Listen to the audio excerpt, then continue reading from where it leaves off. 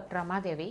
ఈరోజు నేను ఈ వీడియోలో హిస్టరోస్కోప్ అంటే ఏంటి, అది ఎప్పుడు చేస్తారు, ఎలా చేస్తారు అనే విషయాలన్నింటినీ కూడా ఈ వీడియోలో మీకు క్లియర్గా ఎక్స్ప్లెయిన్ చేస్తాను.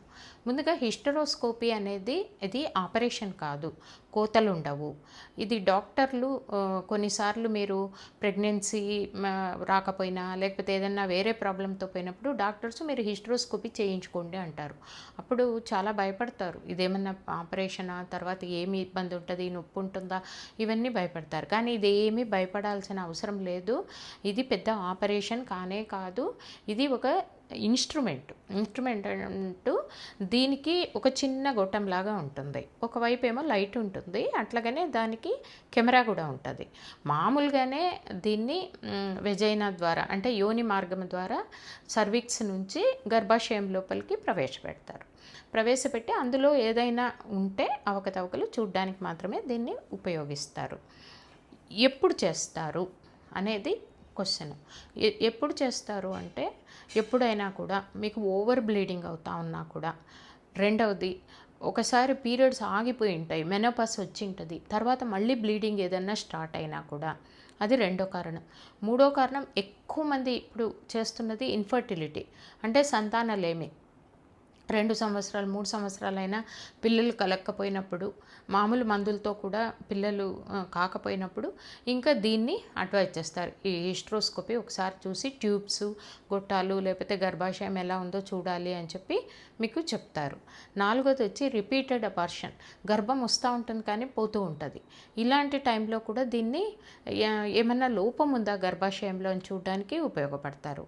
ఇంకొకటి ఐదోది ఐయుడి అంటే మీకు కాపర్ టీ కానీ లూప్ కానీ ఇలాంటివి వేసి ఉంటారు.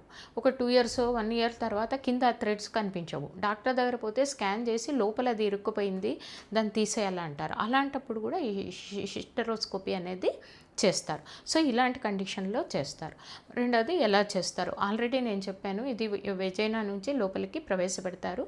అయితే అది చేసేక ముందు గర్భాశయంలో కొంచెం సెలైన్ కానీ గ్యాస్ కానీ ఇంజెక్ట్ చేస్తారు. మరి నొప్పి ఉండదా ఇంత ప్రొసీజర్ చేస్తూ ఉంటే అంటే, నొప్పి ఉండకుండా కొద్దిగా మత్తు ఇస్తారు, చాలా లైట్గా మత్తు ఇస్తారు. దానివల్ల మీకేమీ పెద్దగా నొప్పి తెలియదు.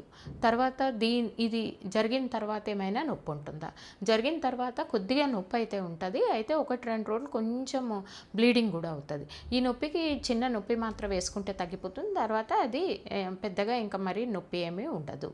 అయితే ఎలాంటి జాగ్రత్తలు తీసుకోవాలి, ఇది చేసుకున్న తర్వాత ఎలాంటి జాగ్రత్తలు తీసుకోవాలి, ఇది చేసుకున్న తర్వాత కొద్దిగా అసౌకర్యం ఉంటుంది కాబట్టి 1-2 వారాలు భార్యాభర్త ఉండొద్దు, అది ఒకటి ముఖ్యమైనది. రెండవది మీకు ఏదైనా ఫీవర్ కానీ లేకపోతే ఫౌల్ స్మెల్లింగ్ డిశ్చార్జ్ అంటాం, వైట్ డిశ్చార్జ్లో చాలా చెడు స్మెల్ వస్తున్నా, కడుపులో ఎక్కువ నొప్పి ఉన్నా కూడా ఒకసారి డాక్టర్ని వెళ్ళి కన్సల్ట్ చేయాలి. మీకు ఇంకా ఇలాంటి వీడియోలు కావాలనుకుంటే నా ఛానల్ సబ్స్క్రైబ్ చేసి లైక్ చేసి వేరే వాళ్ళకి షేర్ చేయండి. ఇది చాలామందికి ఉపయోగపడుతుంది. ఇంకొక వీడియోతో మళ్ళీ కలుసుకుంటాను. అంతవరకు సెలవు.